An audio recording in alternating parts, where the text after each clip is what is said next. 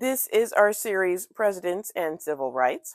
Let's talk about someone rarely spoken about, Zachary Taylor.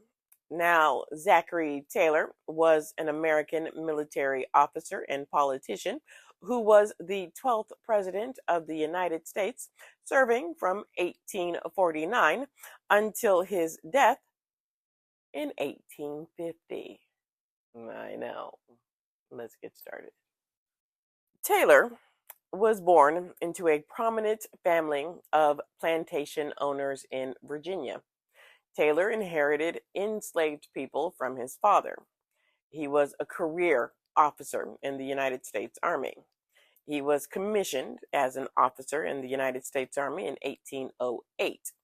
He was a captain in the War of 1812 and a colonel in the Black Hawk War. And Taylor defeated the Mexican troops in the Mexican-American War. As a result of his military victory, the Whigs convinced a reluctant Taylor to lead its ticket in the 1848 presidential election. Taylor became the first president to be elected without having previously held political office. Yeah. Now, upon becoming president, Taylor's top priority as president was to preserve the Union.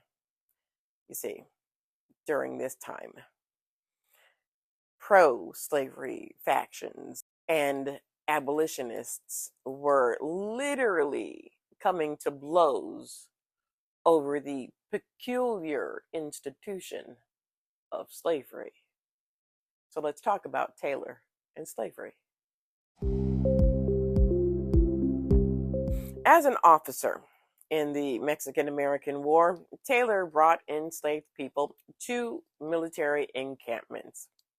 Yeah. In April of 1842, Taylor bought the Cypress Grove Plantation in Jefferson County, Mississippi, acquiring the 1,823-acre property and its 81 enslaved people for $95,000, the equivalent to $3,100,000 in 2024.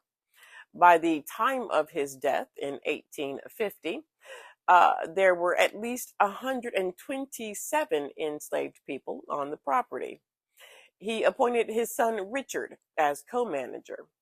He also had a 380-acre plantation in Feliciana Parish, Louisiana, which he sold in 1849. Taylor purchased 64 enslaved people to work a plantation for his son shortly before his own death. He purchased enslaved people while in office as president. Yeah.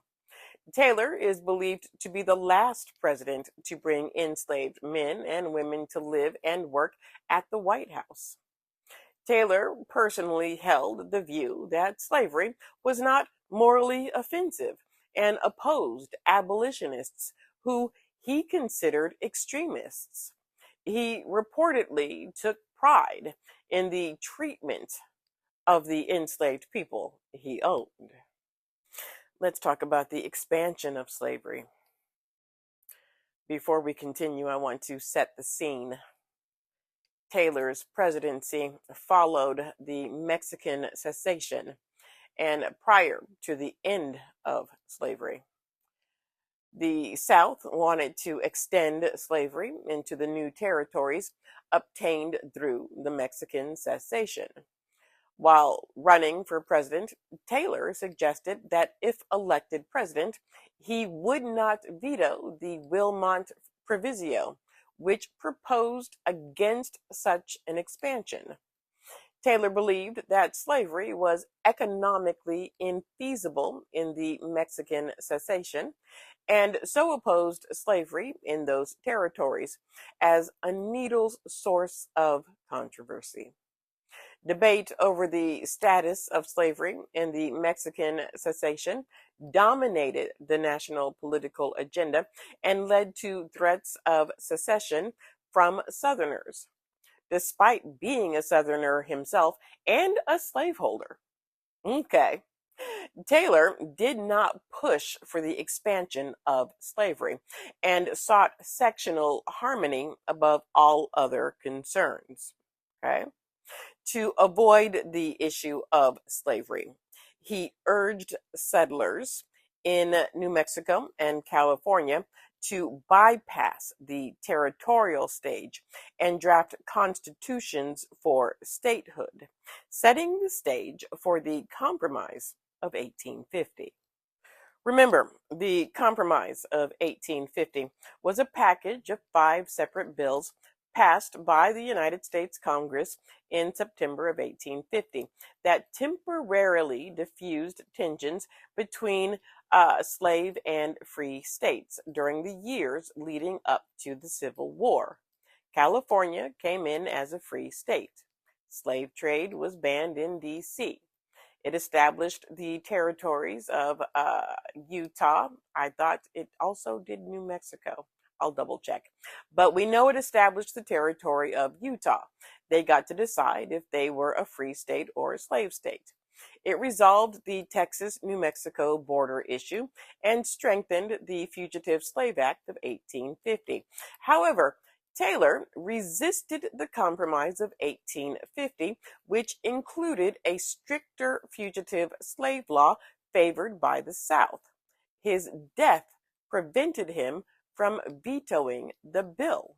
You see, Taylor died suddenly of a stomach disease on July 9th of 1850, with his administration having accomplished little aside from the ratification of the Clayton-Bulwer Treaty and having made no progress on the most divisive issue in Congress and the nation, slavery.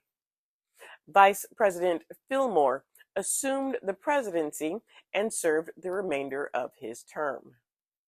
Taylor was the last president to own enslaved people while in office. While he personally opposed the expansion of slavery, he continued to profit from the labor of enslaved people on his plantations throughout his life. He reportedly believed in the humane treatment of his enslaved people, but he also designated in his will that the enslaved individuals he left to his family should remain slaves for life. Humane treatment, they're enslaved. But we've had that conversation.